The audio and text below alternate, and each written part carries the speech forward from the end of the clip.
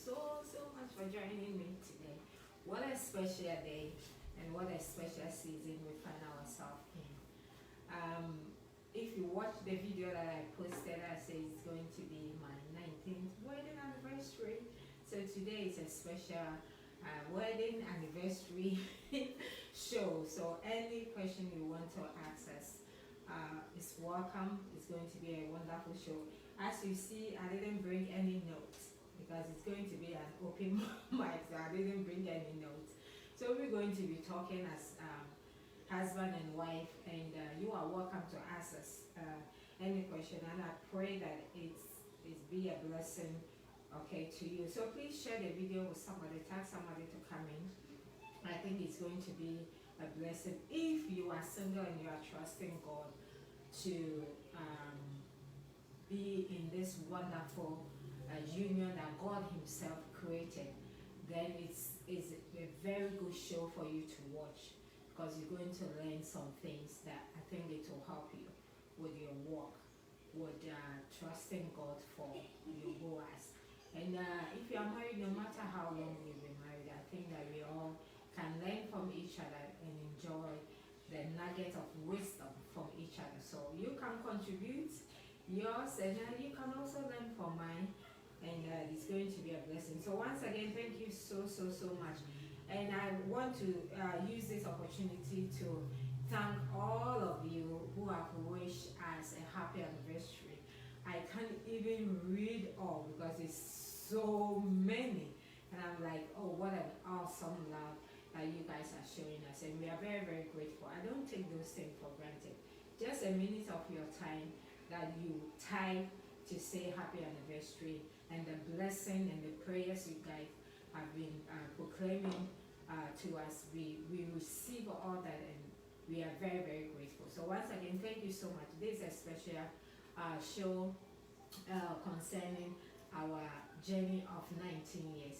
But I want to check this one in. I pray that wherever you are good today, and we are praying and trusting God that the season that we are in we will get something out of it. It won't be a wasteful season, but God knows what He's doing. And I thank God we are all living, we are all alive. So may God continue to protect you.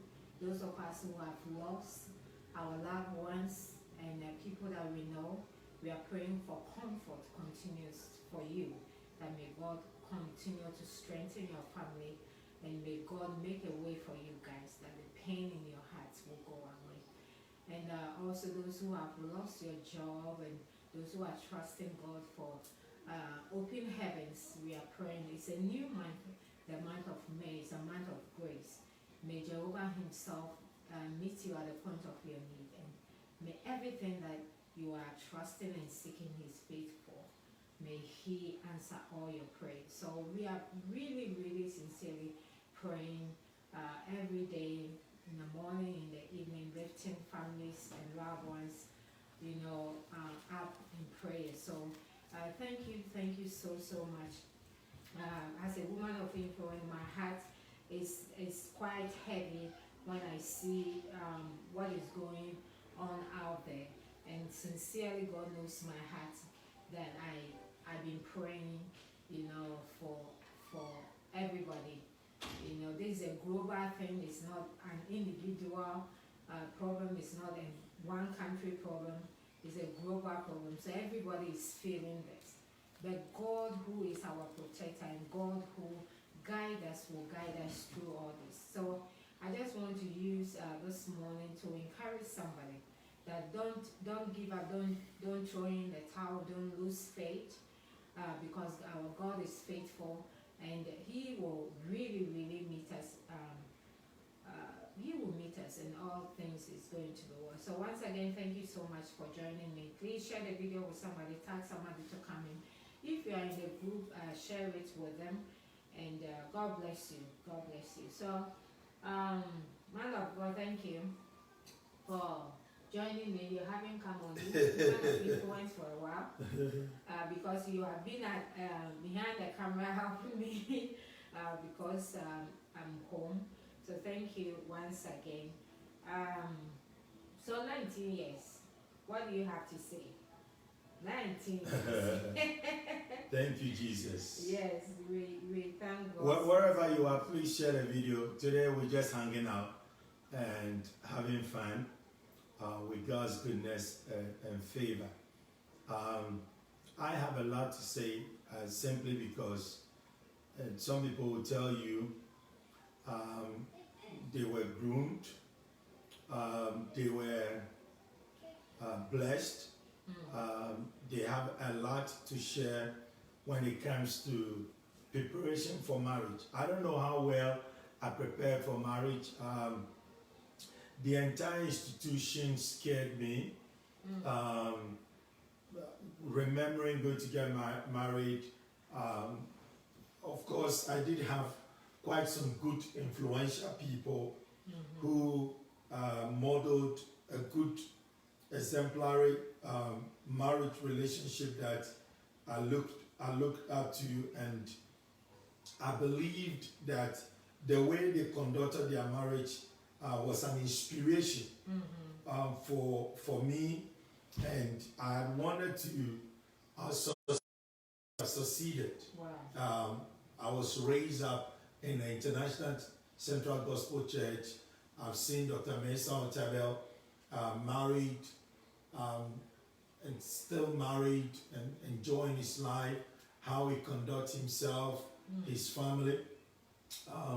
Reverend Edwin Doko, all the great patriarchs. And Reverend Edwin Doko was the one who canceled us. Yes, that's awesome man of God. And who officiated our marriage. So yes, these great men of God, an example, I did a lot of questioning, to try to find out the secret of marriage. What made marriage work? Everybody who I've seen married for a long time, when I see them, I want to find out what was their secret. Yeah. I don't care who you are, I want to know your secret, what has helped you, and the nuggets of wisdom and the experiences they shared with us. For me, I believe is what has guided and governed our marriage and our relationship to this point. And so, if you see us here 19 years, I believe it's been grace. Oh yeah. It's been grace. All I knew was that I was determined to want to succeed. I was determined to want to make sure that whatever I could do within my abilities, with the help of God, I was willing to do that to make sure that the marriage worked. So for me, that has been the key. And today we want to have a conversation. And the conversation just hanging out. Have there been times where things have been tough, challenging? I mean, my wife is a different person, unique made. Myself, I'm unique and differently made. So if anybody says that there is never disagreement in marriage, I don't think that they are living a truthful life. Yeah. Because two people can think alike. Okay. Two people can never think alike. She's different, I'm different. She's a female, I'm a male. So our desires, our cravings, and the way we do so, marriage is hard work.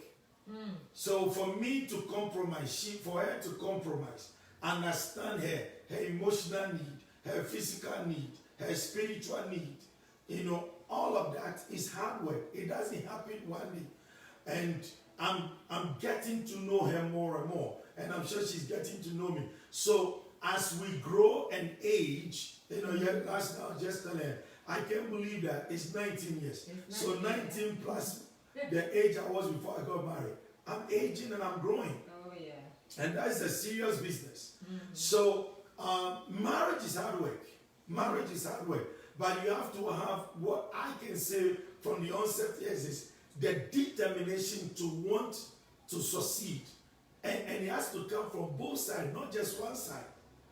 Okay, you can desire to want to be married and be happy and stay in a marriage.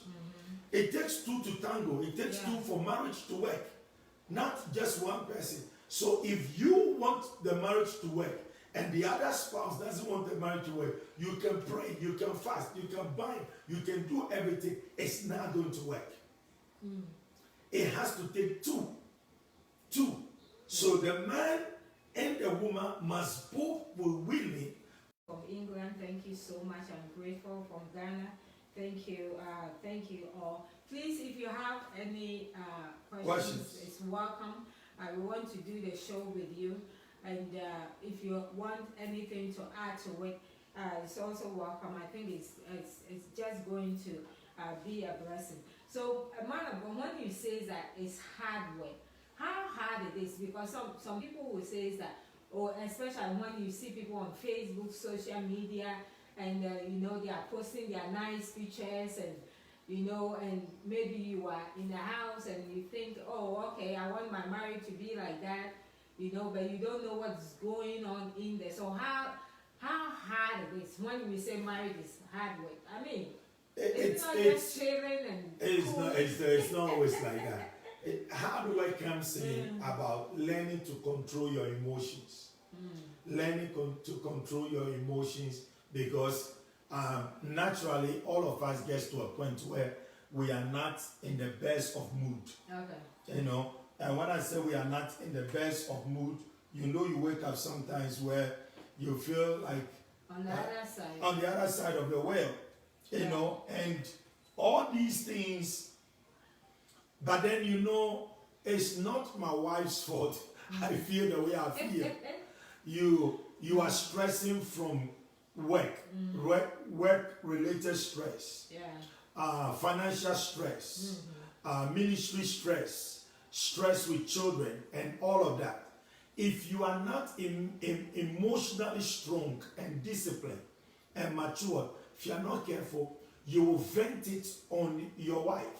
Because usually they become the soft target. They come and ask you an innocent question, and you just decide to vent your frustration and all of that. So the hard work, it comes in where you have to learn to control your emotions. And there are sometimes where your spouse will genuinely do something that annoys you, offends you. What are you going to do? Are you going to do tit for tat? You do me, I do you. The marriage is not going to work if you're going to do that. Okay. So you have to exercise emotional maturity, in the sense that even your spouse has genuinely done something that really hurts, and, it's quite damaging. And you say, for the sake of the union and for the sake of the marriage, this is not my wife's character. This is not my spouse's way of acting and behavior. She's acting or he's acting out of character. I'm not going to seize on this one moment to create a big quarrel. So I'm going to give it a pass. I'm going to let it go.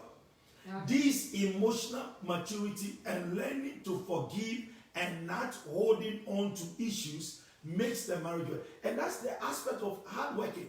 The hard working is not exerting physical strength, but that emotional maturity and strength of, I have the right to be angry. I have the right not to forgive. I have the right to be bitter. I have the right to retaliate.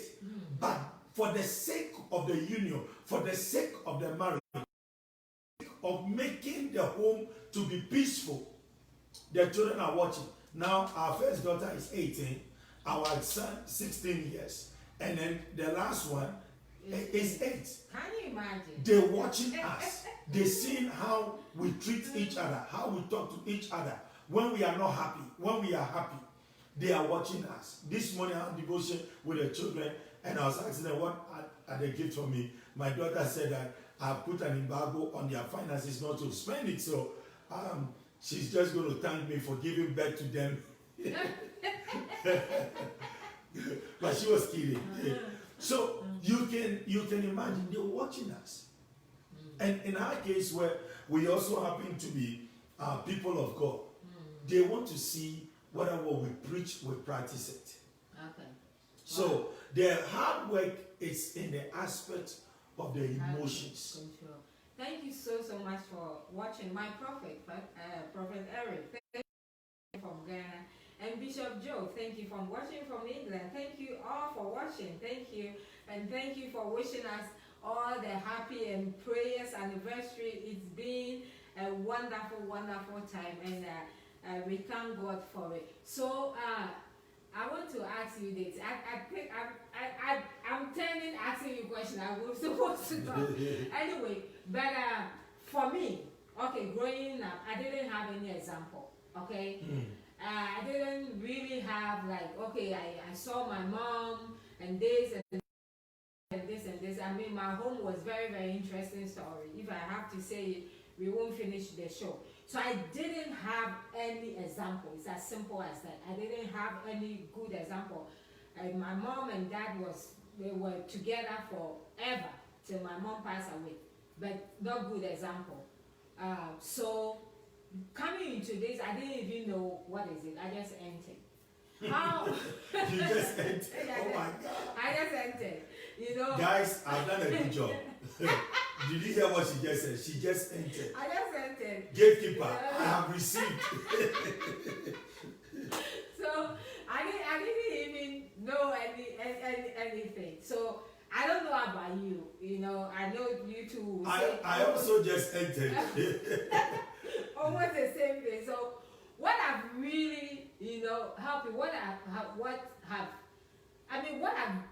helped you, you know, to set an example? Because if I look at myself now, and I look at what God has done, you know, with my life, my marriage, my children, and everything, it's just amazed me because, and it amazed my family too. You know, my senior sister was here, and she was just grown up. But the whole thing is, I don't know, is it grace? I know it's grace.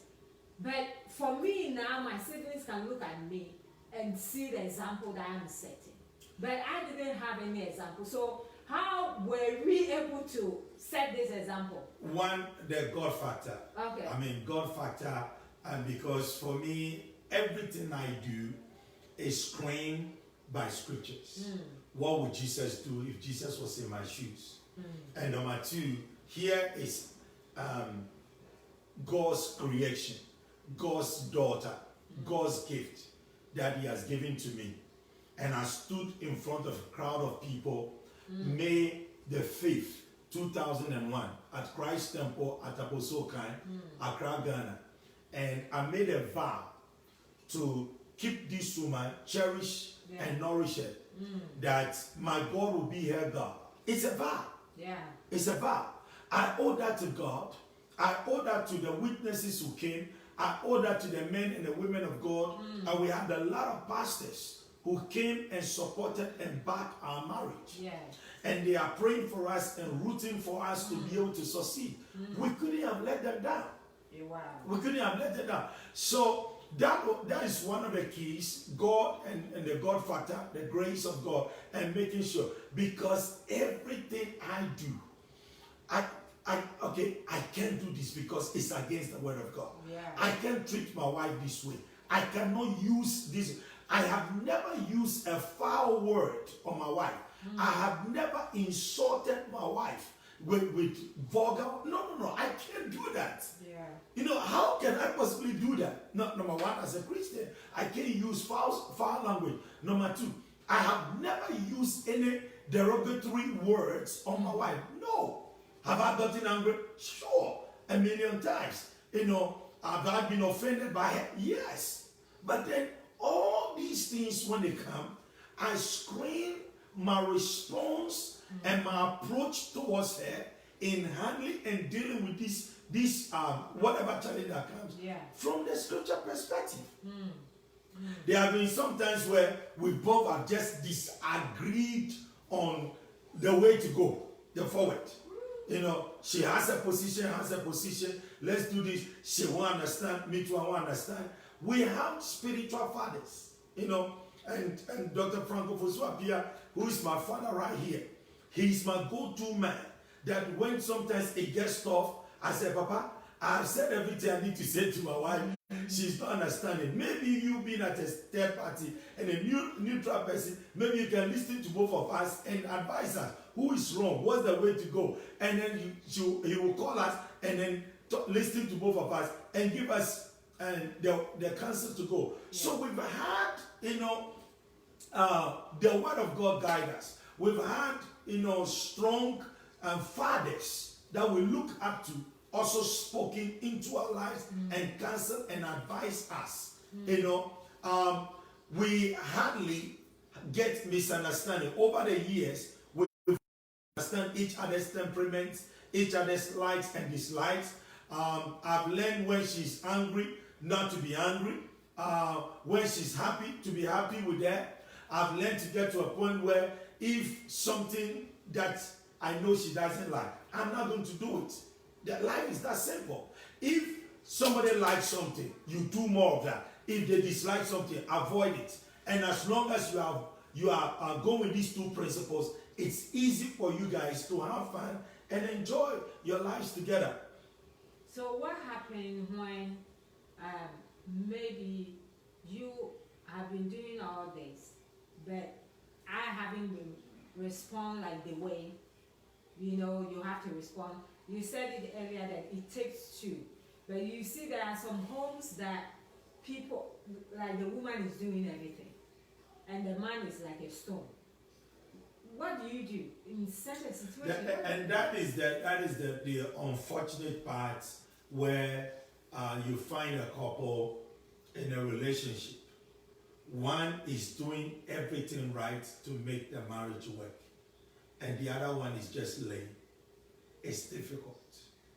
And in situations like that, and it even becomes more difficult where the other party is now willing to want to seek help. And those are the self-righteous, know-it-all kind of people, and they are egoistics. And people like that, I believe that it takes prayer. It takes prayer because it can be quite daunting, very frustrating to have a heart to want to make your marriage work. And you are willing to pay any price to make the marriage work. But then the other partner is not willing to put in any bit. It's frustrating. And in situations like that, it will only take God's divine intervention. And so I will counsel in that circumstance to keep praying and keep doing your part. Never get tired doing your part. Just do your part and leave the rest to God. And God, in His own wisdom, will make it work. Yeah. So I know that even in our situation, most of the times we disagree to agree. So it comes to a point that because you are different, we cannot all think like alike and behave alike. Sometimes, and I know I'm very stubborn. So sometimes, she said it. I didn't say it. Okay. Yeah. So sometimes we disagree, but at the end of the day, it has been 19 years, and we always disagree to come into the agreement. How have that aspect, worked for you? I believe that one of the key ingredients of making marriage work is learning to compromise and sacrifice. And I've always said one of the keys I learned earlier on in my marriage is to understand that two wise people cannot live together. Two wise people cannot live together. If you think that I'm always going to win an argument, I'm always going to look smart, I'm always going to be the one who's coming on top, and your wife is also like that, or your husband is also like that, then you are going to be clashing all the time, and there will not be peace in the marriage. And in marriage, it's a teamwork. It's not an individual thing. So in moments where maybe I prefer something, she also prefers something. I prefer a way of going about something. She also prefers to go about it at a certain kind of way. And I weigh the situation. Both ways are right. But then whose way do we choose? Okay, let's go your way. And there are sometimes I will yield my position, will go her position, and it doesn't work. And it blows up in her face, and then she looks at me, oh, maybe I should have listened to you. Then we all learn our lessons from there, and then we now go my way. Same way, there are sometimes she wants a certain kind of way, I want, and then I prevail over her, and then we go my way, and it blows out in my face, and guess what? I learned my lesson. So compromising and deciding to agree to disagree, or agreeing to agree, is what makes the marriage work. It's a teamwork. Okay? And I always counsel couples to say that never go into marriage to want to win an argument. Yeah. What if you win the argument and you destroy your marriage? Never go into a marriage, or never create a situation where you want to prove a point in a marriage. What if you prove your point, and at the end of the day, okay, you are proving your point, but then you have wrecked your home. Yeah. You have damaged your relationship with your spouse. So I am not into wanting to win an argument. I am not into proving I'm smarter than my wife. After all, I'm supposed to be her head, her protector, and a shield, and guide her.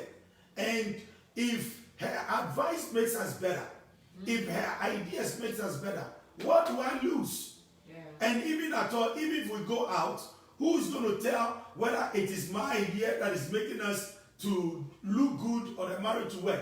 It doesn't matter. We are a team. Yeah. Remember, when we share the vow and we got married, the Bible said, and the two shall be one. If she's hurting, I'm hurting. If she's happy, I'm happy. If she's flourishing, I'm flourishing. If she's succeeding, I'm succeeding. And the spouse must see it that way, because we have one common destiny now.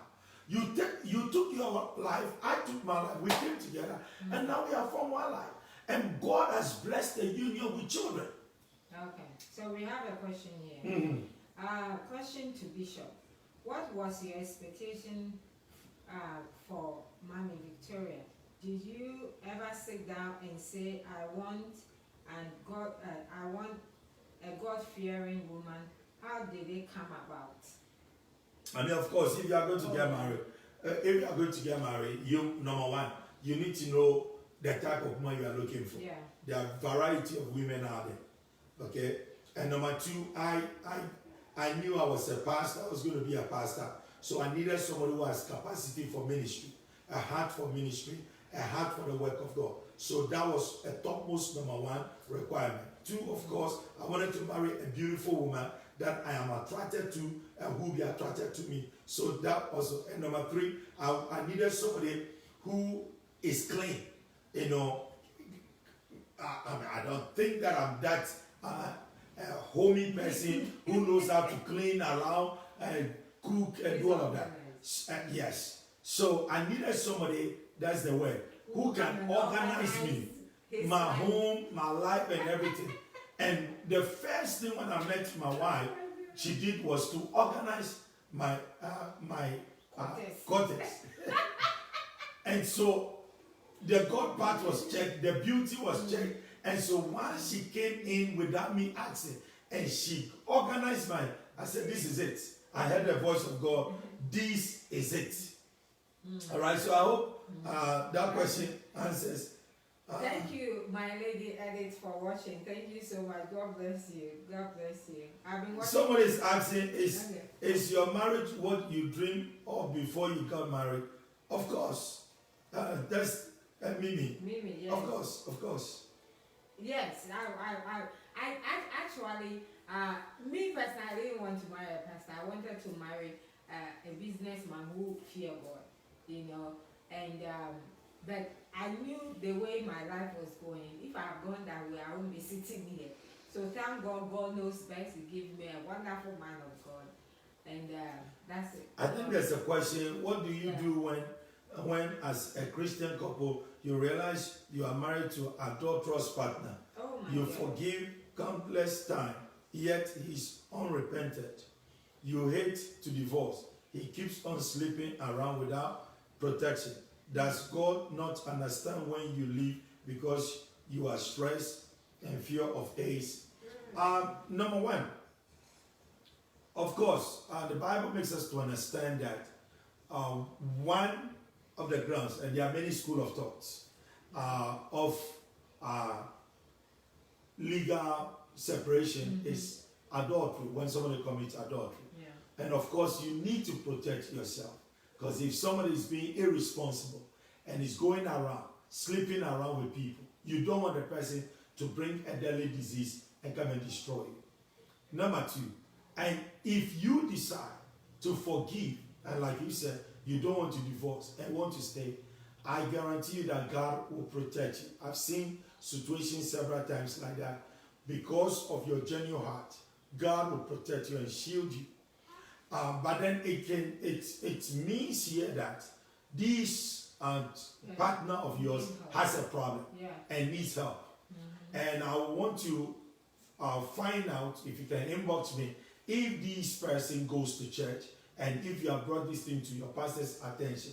He may need deliverance, he may need counseling, and he may, because if you keep forgiving and you keep doing it, then something is definitely wrong somewhere. Yeah. Number one, either he's not a genuine Christian, or he's a Christian who is being influenced by a demonic presence or something like that, or he's addicted to sex or something like that, that he needs counseling and help.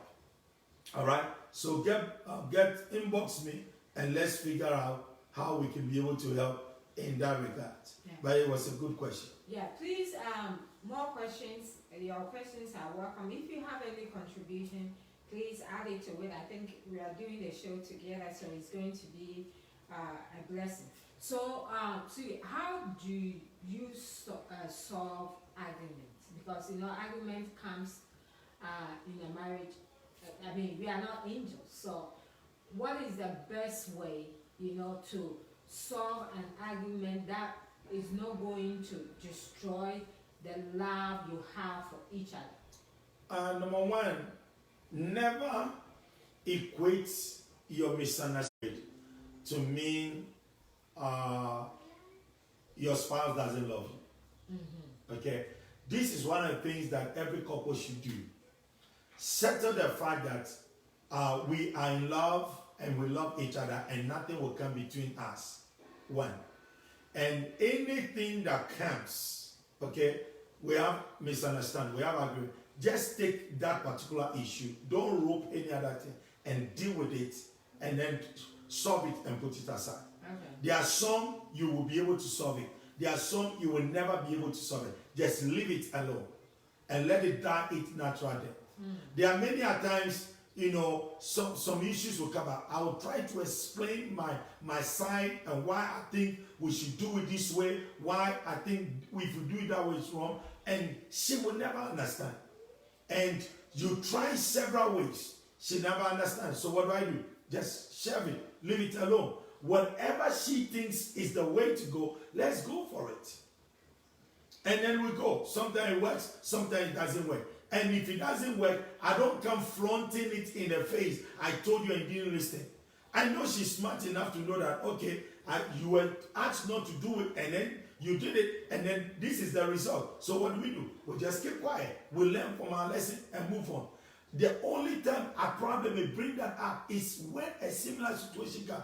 And then I'll make a reference. That's sweetie, you remember, some time ago, similar situation came. I gave this advice. You didn't listen, and this is what happened. So, to resolve an argument, one, never go into an argument with the aim that I am going to score a point. I want to win the argument. For what? The goal should be, one, I'm looking for solution. Two, I'm looking for peace. Three, I'm looking for what will make us a better couple moving forward.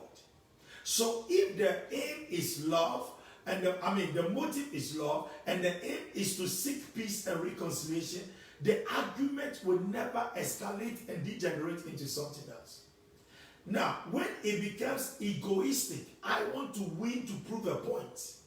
I want to show to her that I am the woman of the house. I want to show to her that I am the man. And then a woman is supposed to submit. Listen, you're going to wreck your marriage. Some have done that. Because it's going to get to a point, if you keep doing that, then you become a bully. Your wife cannot express her genuine emotions and feelings. So she won't talk. Once you start, she keep quiet. You get to a point you say, oh, my wife doesn't listen. Listen, some of the things that some men call submission, it's not submission. Your wife should never be afraid of you. Your wife should be able to love you so much that she naturally submits and honors you. If you are walking as a man and your pride is that my wife fears me, you are not a good man. You are not a good husband. Your wife should never fear you. Your wife should love you, respect you, and honor you. When a person honors somebody, she respects or naturally respects the person and willingly and voluntarily submits to the person and beats at the whims and the desires of this person. But if a woman is responding to you for fear, it's not true love. Then they get to a point they can't express their opinion. The day they get the chance and they say things, you'll be shocked and surprised. And so these are some of the things that gets to a point where you see seemingly cool, well-doing couple suddenly from nowhere, they say, oh, we are divorcing. And people are surprised. Are they not the people who were doing this together, taking pictures, laughing, smiling? What was it? Fake and pretentious. Oh, okay. So Abigail is asking a question, but before we answer that, so what is the best way? Okay, what is the best way of communication? Because communication is one of the hardest aspect of marriage. How to sometimes bring your point across, for somebody to understand you.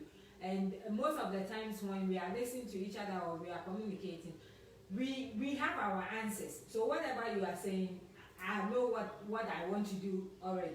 So it keep on going on and going on. What is the best way to come across communicating with your partner to understand each other? Number one, again, the priority of the marriage should be, or the individuals in the marriage, is to make sure there is peace, there is love in the marriage. When there is peace and there is love in a marriage, even the way you talk, how you talk, how you present your ideas and your thought is motivated with love. There's no selfish this thing attached to it. When I am doing anything, I'm thinking about the welfare of you. I'm thinking about the welfare of my children. I'm thinking about the welfare and even my position with God. Because one day I have to account for you before God. That God trusted you to me as a husband.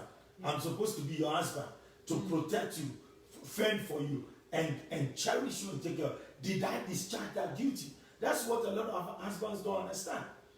That we are going to also answer for everything. Remember, we went and stood before God. We exchanged vows before the altar of God, in the presence of God. And God gave me grace and the responsibility to do this, and vice versa. So the way I talk to my wife, it's also influenced by my fear for God and my love for her. Okay? Now, again, if I am coming to ask something, or I want to bring my point across, I need to understand my wife.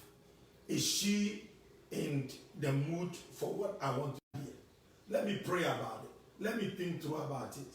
And the timing, because what you say, when you say, and how we say it, makes all the difference in marriage. You may be saying the right thing at the wrong time. So your spouse just come back from work. You don't know how bad the day has been, how challenging the day has been, and all of that. You didn't even take your time to listen to her day.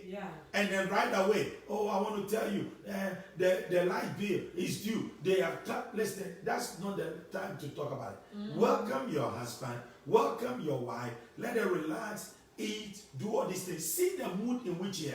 Find out how her day has been. If she has had a pleasant day, say, oh, honey, something came up I want to share with you, and bring it. She will be able to easily understand that. But if she has had a bad day, Don't add another bad thing to it. If your husband has had a bad day, don't add another one. Sleep over it. By the time he sleeps or she sleeps and wakes up in the morning, she's refreshed. She's in a better mood. Sometimes it's in prayer. When you guys are having devotion, you bring it. That, honey, this also came up. Let's pray about it. And then once you pray and commit it to God, the understanding and the reception will be much, much better. So we also have to develop the skill of communicating in a marriage. Wow. So Abby asked a question. Question to Mommy. Oh, okay, to me. Do you guys ever have random conversation about anything? Oh yes, we do. Like for example, you two are just chit-chatting now. You got what I mean? Do you ever bring any topic to talk to Papa? Yeah. So we talk.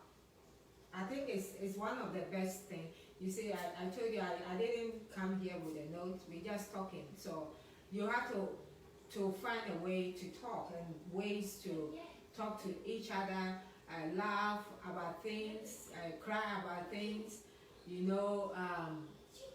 and just have fun. I think it's very, very important. So we do. Yes, I do. Charity says, isn't it sad many Christian marriages has ended in divorce and many are still married and in bondage and unhappy? I believe happiness is a choice. I seriously believe that. And also I think that to answer to a Charity question, sometimes as Christians we really take each other for granted, and you say, oh, because she's a Christian woman, she won't go anywhere, or because he's a Christian man, he won't go anywhere. We take each other for granted. But if you want to take each other for granted, your marriage is not going to succeed. You have to value each other and sincerely respect, and it's a blessing. It's a blessing. I post on my Facebook that the pictures that I post, I say, my husband is a gift from God to me. And I mean it with everything. It's a privilege. I see it as a privilege to have him in my life. So I don't take him for granted. Okay? But I think most Christians, we do that, because we know they are not going anywhere, and we don't keep up, with our homes. We just there and just take things for granted. We won't improve ourselves. We won't go to conferences to learn more. We won't do things that will spark, our romantic attraction.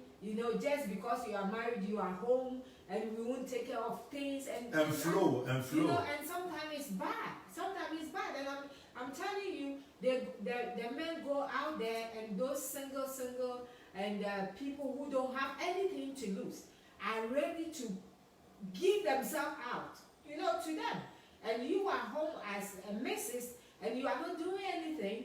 They leave you in the house in the morning to go to work.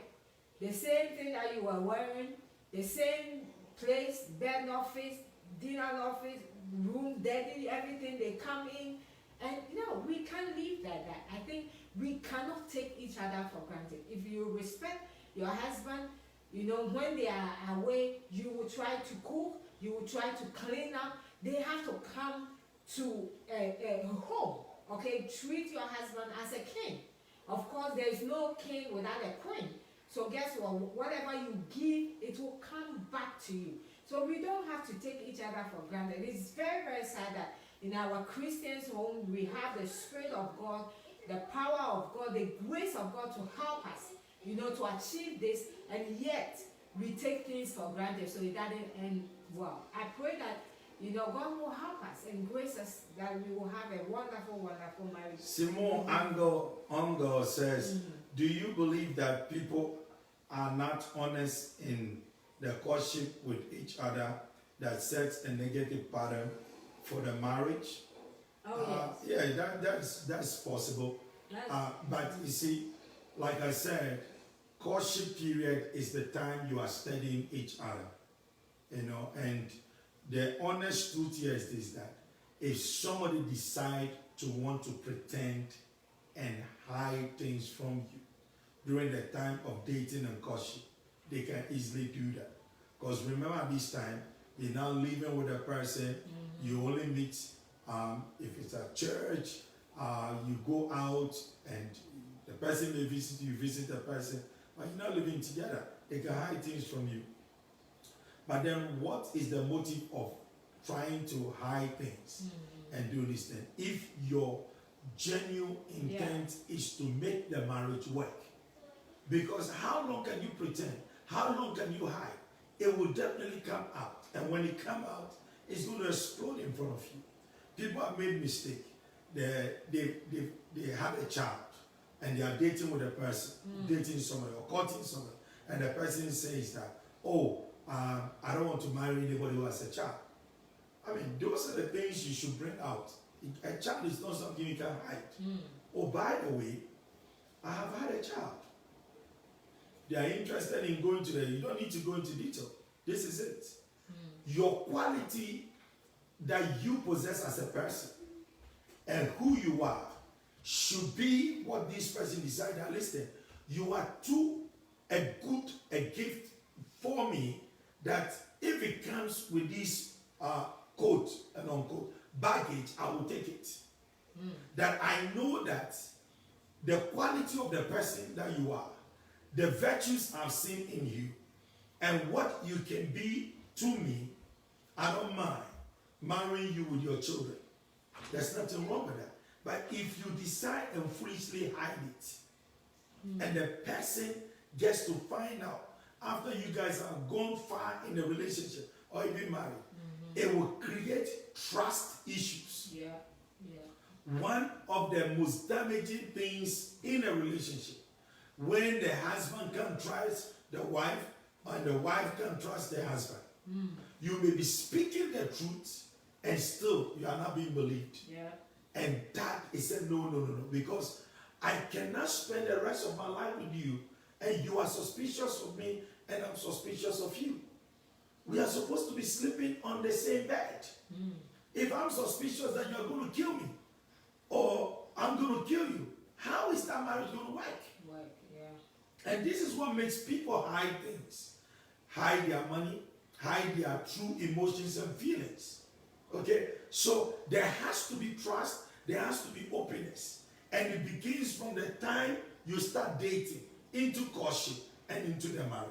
Honesty, the truth. Say all the truth. Take it or leave it. I told you the truth. Of course, doesn't mean that you should go and spill every beam there. There are some things it's unnecessary. If they ask, tell them. If it comes up in the conversation, tell them. Okay.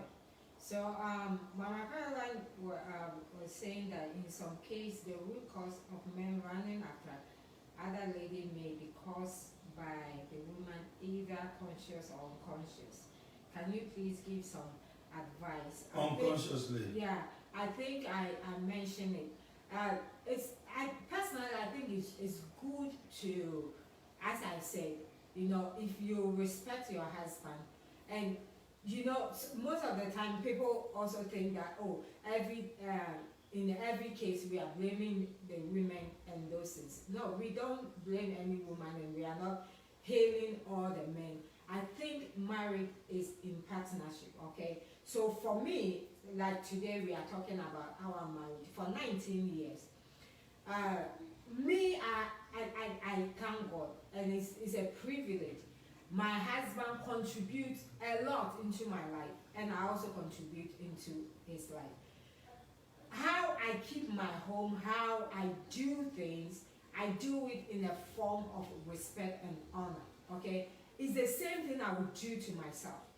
If I don't want my living room to be dirty, okay, then I won't leave it dirty for him. You understand what I'm saying? So it's vice versa. I've seen men that are so neat, that keep their home, and the wife is dirty.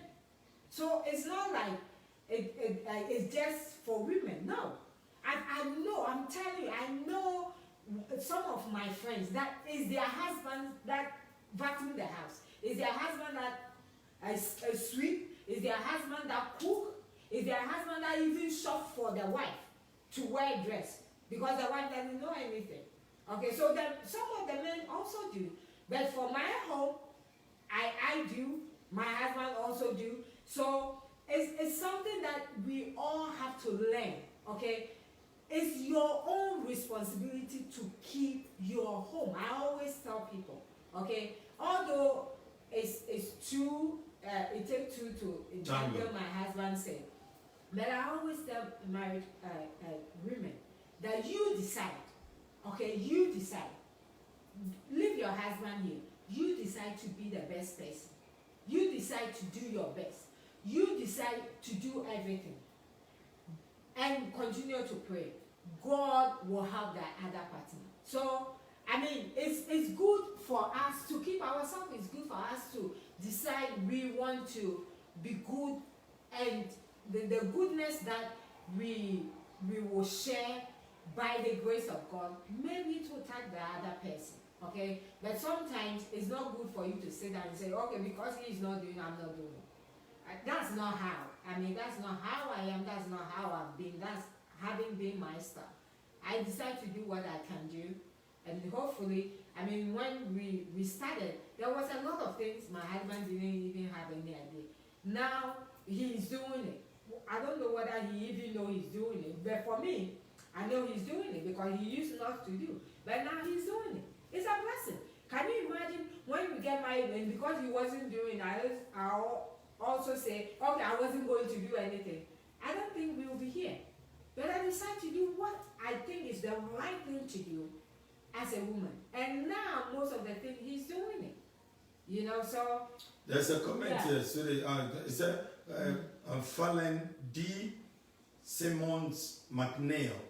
What should you do if you are trying to be a good wife, staying faithful, and yet still the husband is out there running around?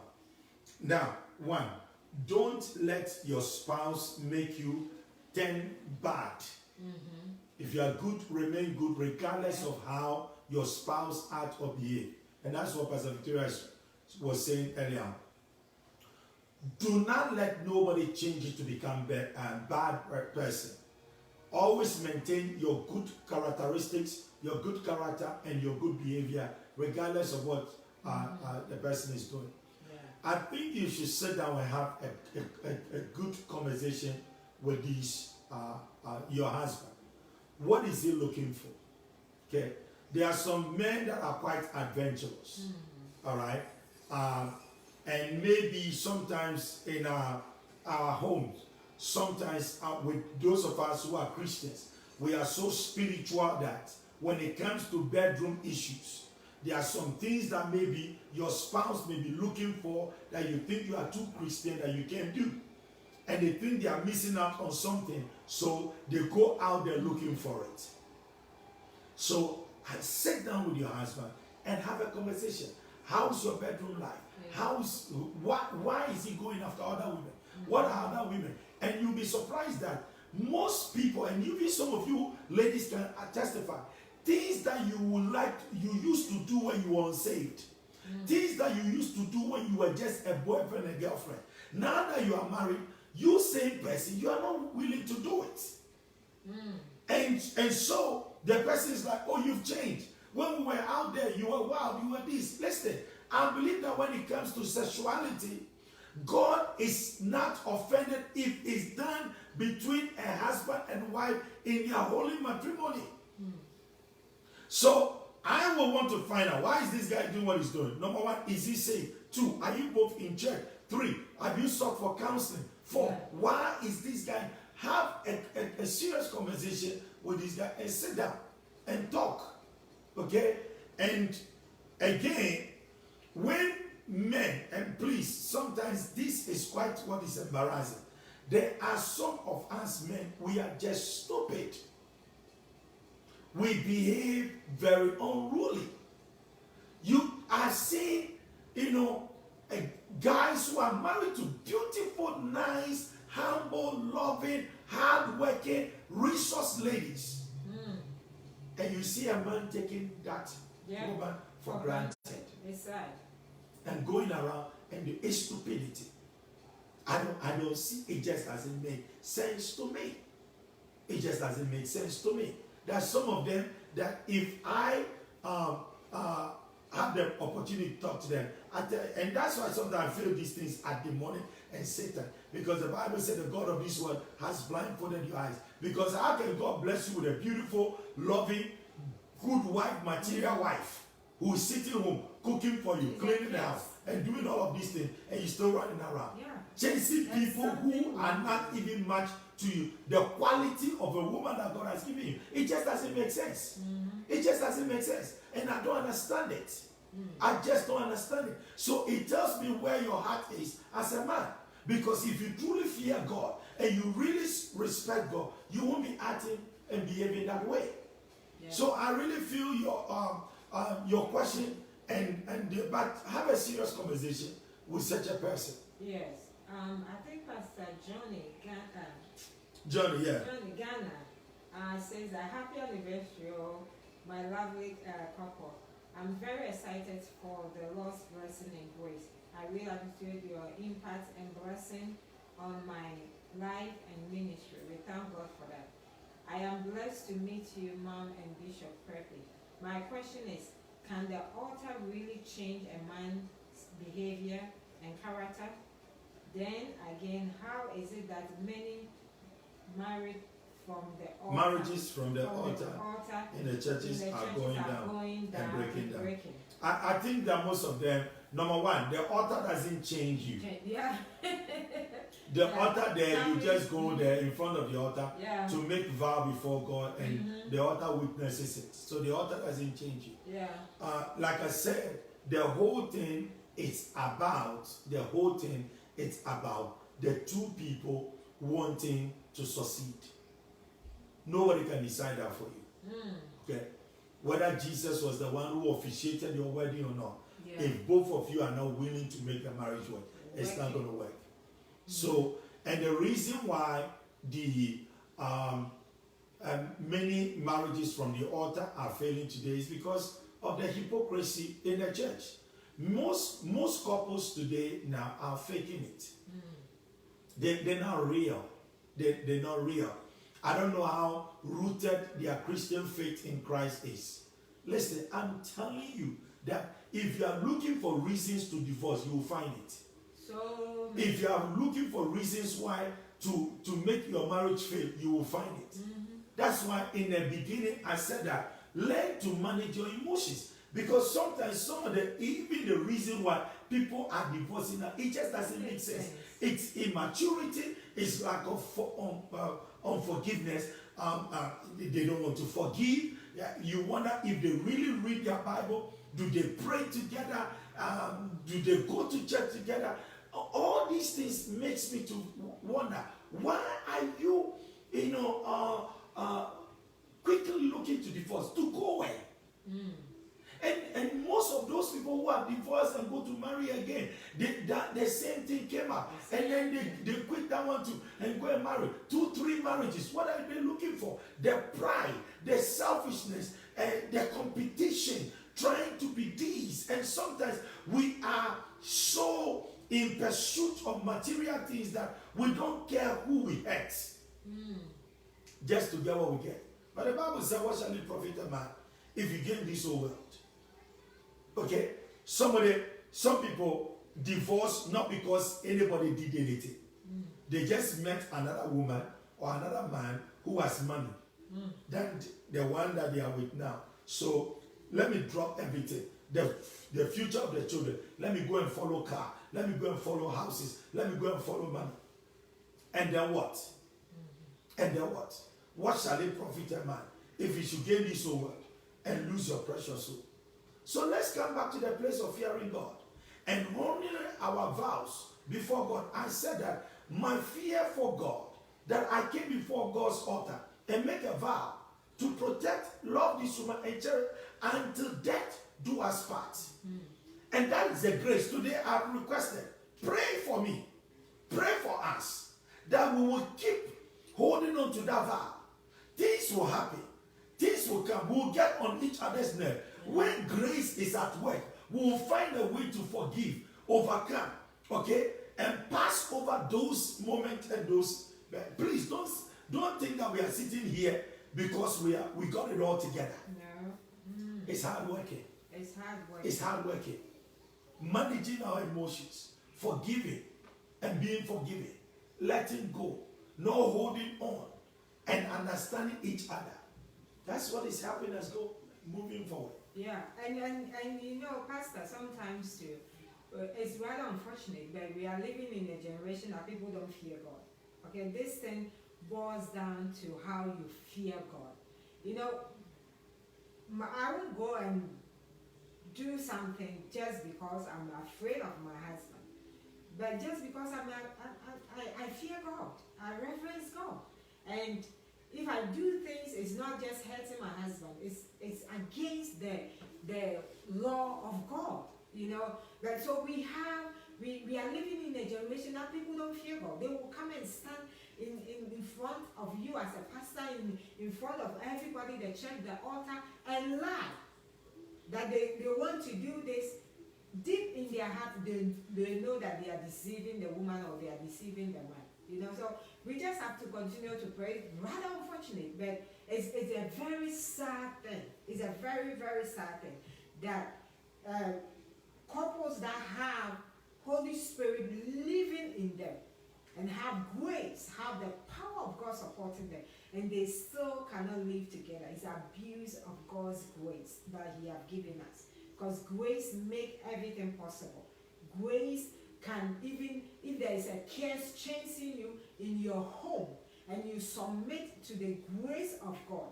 In my house, nobody have done what I have done. I was the first person to be married, to go to the altar in my house, and I'm still here because I submitted to the grace of God, and God took over.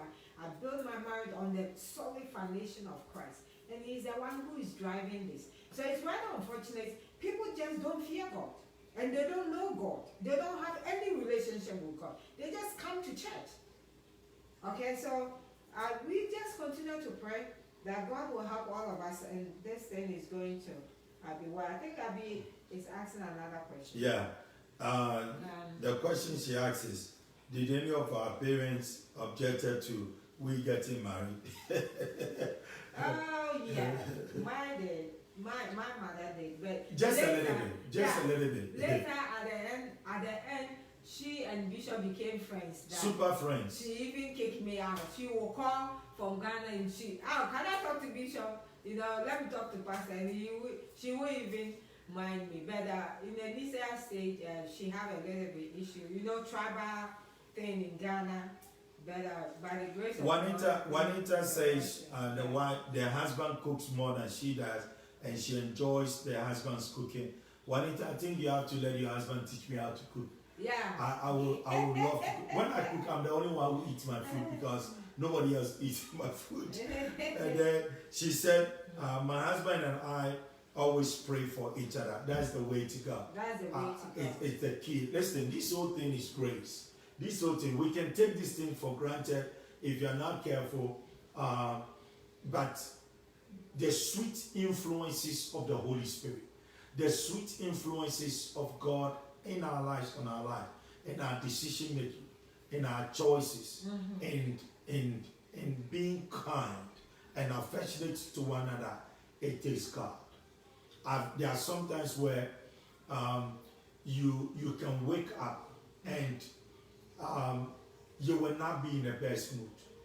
Even in those moments when prayer comes in and kicks in, you become extra sensitive. There are sometimes I know I'm not in the best of mood where I have to conscientize myself that I have to be careful how I approach my wife, how I talk to my wife, so I don't spill whatever I'm going through on her.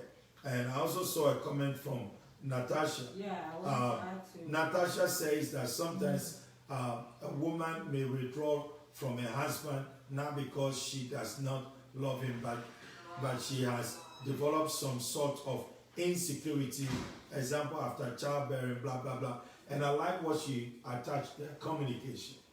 Okay. Communication.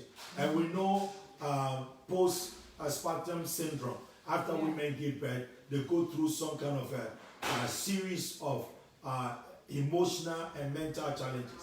That is why you have to work together with your husband. Yeah. Don't keep your husband out and say, oh, it's me, let me deal with it, without bringing your husband in. If your husband doesn't understand what is going on, how is she going to help you? Yeah. All right? That's why I like how you concluded by putting that. That's why communication is so handy and so key. And husbands must also see when their wife is having a challenge. Okay? There are sometimes when my wife look at, oh, my hand is fat, my this is fat. I see it, but I'm not going to confirm and say your hand is fat. It's okay the way I like it. And then I begin to encourage, let's go to work, let's go and empire. I'm not going to look at you and tell you. And there are sometimes, yes, jokingly, make a statement. But she knows, she got into a point to come to know, because women are too critical about their own selves. Oh, yes. Very. Oh, I think by these things, and that is why, as husband, we must always continue to affirm and confirm our love. I'm not just loving you because of your body shape. I love you anyway. Okay. Yes, we don't want you to get out of shape. Yes, we want you to be able to maintain that physical physique you had when we saw you and all of that. It's a teamwork. It's a teamwork. Sweetie, once that you are here, so he mentioned it. I think at the altar, actually, this is what I did. The day that we were exchanging vows, I said to myself that God should help me, that the way I was looking that day, I will look like that the rest of our journey. Oh my God, what kind of prayer is that? The pressure. The pressure of that prayer, but sincerely, my body hadn't been the same from after that altar, after 3 children and going through growing. I'm 45 this year and growing. I try as much as possible physically to keep up. He helped me with exercise and everything. My body have not been the way I want it to be, but I'm working on it. Okay, but as he said, it's all in communication. You have to help each other here, because of course the men too, as they are growing, things my stomach. Things are falling. My stomach. He used to have 6 one pack, now he pack. has Oh, 1 pack. God have mercy. You understand? So things are falling apart. But I think it's very, very good to help each other. There are sometimes I have to drag him. Drag him to the gym, drag him for us to walk. There are sometimes he had to drag me, drag me. So we try to help each other, knowing that we want to be fit. You understand? We want to be fit. But if you're not happy about anything, I think it's good to deal with it. Okay? Personally, I've been heavy because of childbearing, and I knew when I was heavy how I feel, and when I'm at certain point how I feel, and I decide to be at certain point in my life. So I try as much as possible, and I'm telling you, it's not easy. Some people ask me, how do you keep up with your with your weight and everything? It's not easy. It's hard work. It's hard work. It's hard work. You have to discipline yourself. I discipline myself. I know what to eat, what not to eat. I know when to say stop. You can't eat this and all that. Is work. But guess what? I'm doing it for myself, because if I have to listen to my husband alone, I think I will be heavier than I am, because after him, even when I complain, oh, you are good, I know I'm not good. So I'm doing it for myself. So maybe do it for yourself, but please get your partner involved in doing it. It's hard, okay? Because sometimes if you want to eat some certain food, okay, and your husband is not involved, it won't help.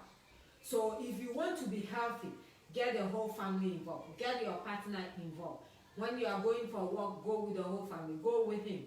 Because if you go alone and you come and you are eating all salad and he wants fufu and those things, it's temptation. Sometimes I ask him, why are you trying to tempt me?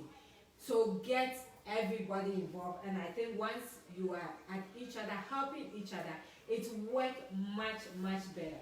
It works much better. Minister Lisa says, my husband always says, if you don't like it, then change it. But he doesn't have any issues.